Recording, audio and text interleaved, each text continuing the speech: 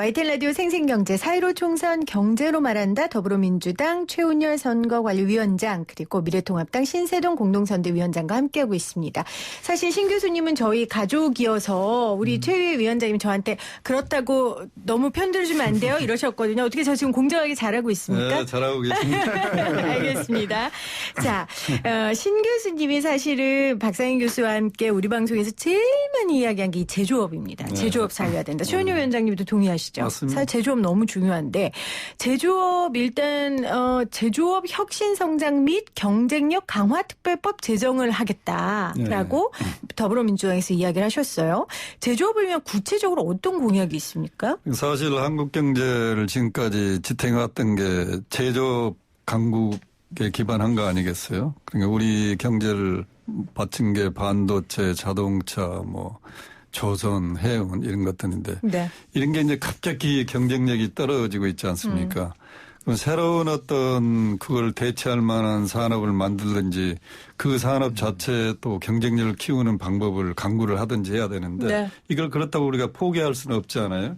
그래서 지금 우리 말씀하신 대로 제조업 경쟁력 강화를 위해서 제조업 혁신 성장 및 경쟁력 강화 특별법 가칭 이런 걸 만들어서 기존 제조업에다가 네. 소위 이제 DNA, 데이터, 네트워크, AI 같은 걸 이렇게 접목을 해가지고 새로운 하나의 디지털 시대에 맞는 이 제조업으로 탈바꿈시키겠다. 그런 게 이제 막 제일 큰 것 같고요. 네. 그 다음에 앞으로 이 혁신적으로 육성하고자 하는 게 시스템 반도체. 지금까지는 반도체도 메모리 반도체에 치중을 했는데 비메모리를 포함한 시스템 전체 시스템 반도체 또 자동차의 경우도 미래차, 네. 전기나 수소차 이런 부분에서 지금 현재 우리가 배터리라든지 수소연료 전지라든지 차량용 반도체 이런 네. 부분은 또 경쟁력이 있기 때문에 미래차 시장도 우리가 새로운 성장 산업으로 육성할 수 있다. 또 하나는 이제 바이오 헬스. 이번에 아마 코로나19 사태를 겪으면서 한국의 그런 부분이 상당히 이제 국제적으로 인정받는 부분이 있기 때문에 네. 이런 3대 신산업을 더욱더 육성하겠다. 그 다음에 이제 또 하나만 더 말씀드리면 이제 소재 부품 장비 이쪽 우리가 일본의 경제 보복을 겪으면서 엄청난 어려움에 직면해 있었잖아요. 그게 소부장을 우리가 소홀히 한 결과거든요. 네. 과거 정부가. 그리고 다 해외에 그냥 나가 있고. 특히 이제 이번 코로나19를 겪으면서 서플라이 체인이 너무 중국의 의존도가 크다 보니까 우리가 지금 데미지가 크거든요. 네. 그래서 이런 일본의 경제보복, 코로나19 사태를 겪으면서 이런 소부장의 중요성이 너무나 지금 부각이 됐기 때문에 이런 부분을 더 획기적으로 또 육성하고 성장시키겠다. 그런 게 이제 우리 혁신 성장의 네. 핵심 내용이다. 그렇게 보면 되겠습니다. 위원장님께서 말씀해 주신 것들은 사실은 제조업이지만 우리의 미래 먹거리하고도 네. 연관돼 있는데 제가 또 하나 궁금한 건 이제 구제조업들 있지 않습니까? 구산업들 이런 네. 거에 대한 대안도 있으십니까? 그러니까 처음에 말씀드린 네. 게 이제 기존의 제조업에다가 DNA를 접목을 해서 새로운 네. 경쟁 산업으로 만든다는 게 바로 이제 조선도 완전히 우리가 포기할 수는 없지만 여기다 네. 정말로 첨단의 어떤 기술이라든지 스마트 공장을 한다든지 이렇게 해서 경쟁력을 만들 수가 있거든요. 그러니까 진화시키겠다는 말씀이시죠. DNA, 데이터, 네트워크, AI를 네. 접목해서 진화시키는 새로운 산업으로 경쟁력을 만들겠다. 네. 그런 내용입니다. 자, 신세동 네, 저는 위원장님. 우리 최 교수님 150% 찬성하고요. 그런 방식으로 경쟁력을 살려야 한다는 것은 과거에 이제 모든 정부들이 다 주장했던 거예요. 문제는 안 되는데 문제가 있죠. 그 안 되는 문제의 저는 핵심이요. 이게 모두 정부 주도예요. 관료들 주도예요. 관료들이 아무것도 몰라요. 네. 좀 심한 이야기로 육법전서도 제대로 모르는 관료들이에요. 그래서 저 다 좋고 그게 성공하려면 주도권을 민간에 줘야 된다. 네. 그래서 민간이 어떤 업종으로 들어갈 것인지 어떤 순서로 들어가야 할 것인지 완전 민간 주도가 하고 정부는 뒤에서 밀어주는 보조적인 역할을 해야 된다. 둘째는 정부가 이 전부 정책금융, 관치금융을 가지고 돈을 아주 떡 주무르듯이 주무르고 있어요. 그렇게 해서는 안 돼요. 민간의 지금 부동자금이요. 거의 한 2,000조 가까운 부동자금이 어디로 갈지를 몰라서 대부분 부동산으로 튀고 이러는 돈 많은 사람들이 있어요. 네. 이러한 자금들이 장기적으로 건전하게 투입될 수 있도록 민간 주도와 그다음에 우리가 가지고 있는 부동자금 중심으로 이걸 하면 저는 아까 우리 최 교수님 이야기하는 이 혁신성장이 한 5년 10년 내에 꾸준히 전 정착할 수 있다고 보고요. 그다음 세 번째 가장 중요한 게 인재예요.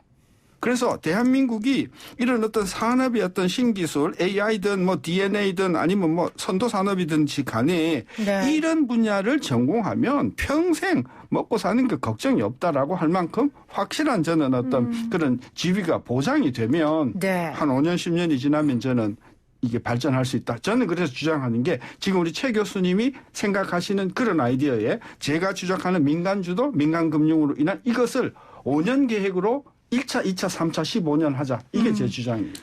그거에 이제 하나만 더 덧붙인다면 결국 이제 규제 문제거든요. 네. 우리 신 얘기하신 것도 정부가 왜 들고 정부가 이제 규제를 붙들고 있는 거거든요. 그래서 우리나라 규제 체계를 근본적으로 바꾸지 않으면 아무리 해도 안 됩니다.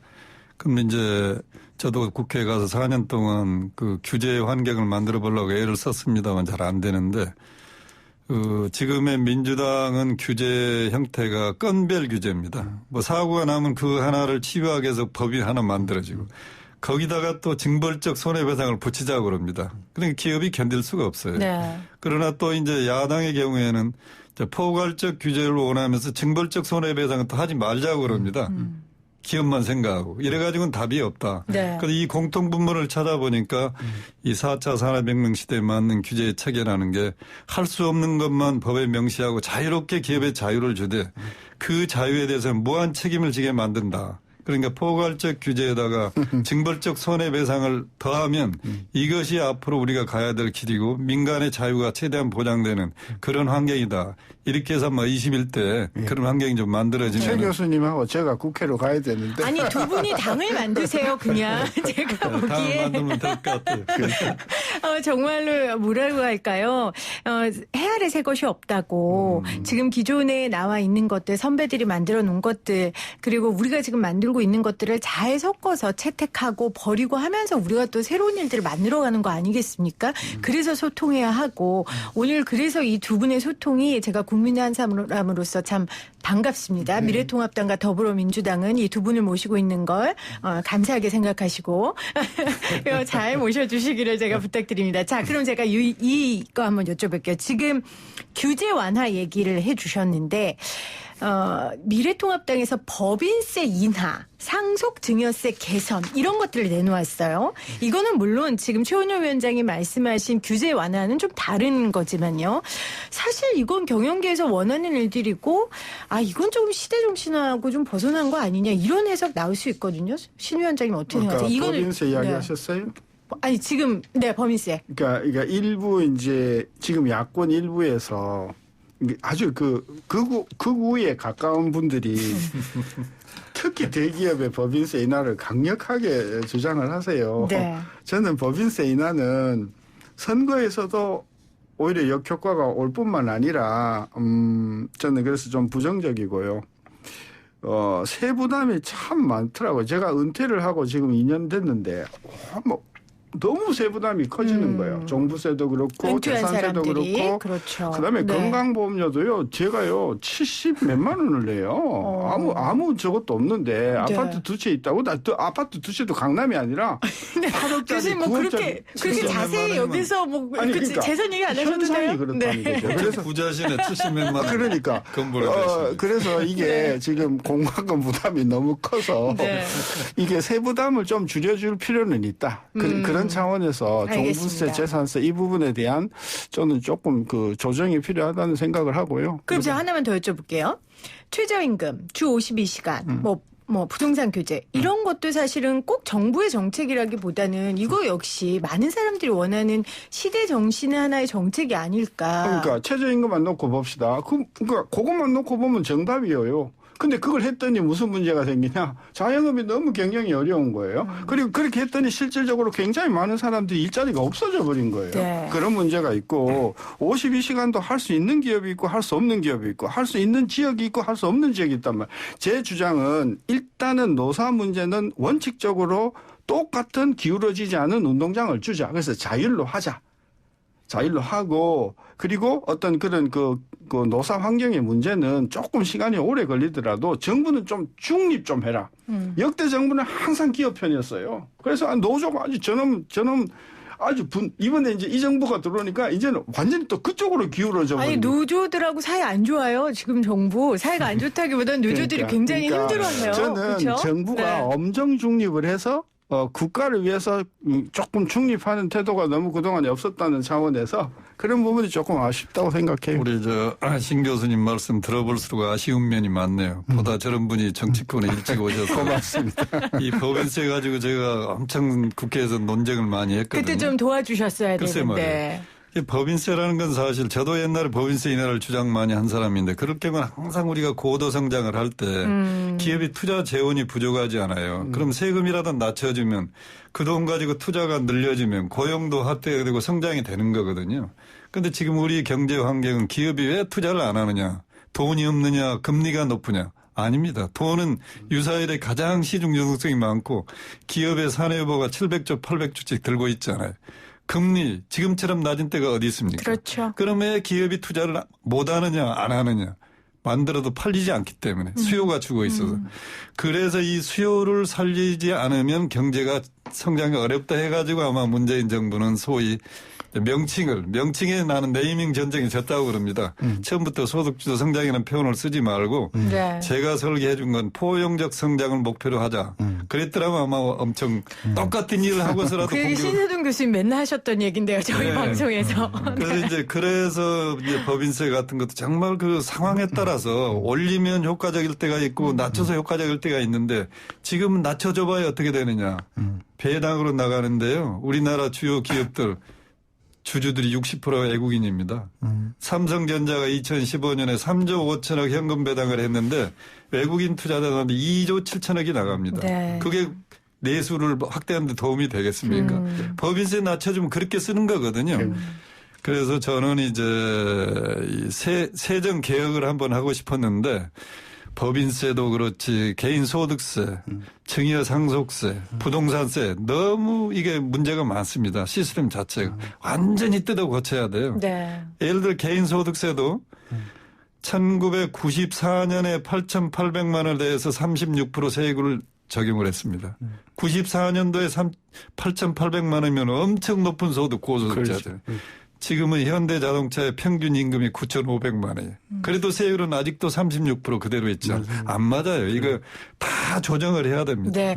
지금 저희 스튜디오가 사랑의 스튜디오가 되고 있어요. 두 분이 지금 서로 주거니 받거니 함께 동의하시고 얘기하시는데 아마 경제학자로서 오랜 시간 동안 연구하시고 또 현실을 보면서 느꼈던 그 답답함 그리고 개선해야 할 점들이 아마 비슷한 지점이었던 것 같아요. 그런데 이제 해결 방안이 조금은 다른 정당에서 두 분이 지금 여러 가지 경제 정책을 추구하고 계신데 최저임금이나 52시간 얘기 잠깐 해도 돼요? 그 얘기요. 시간이 없어요. 네, 짧게 해주세요. 왜냐하면 저 물어보고 싶은 거였거든요. 네.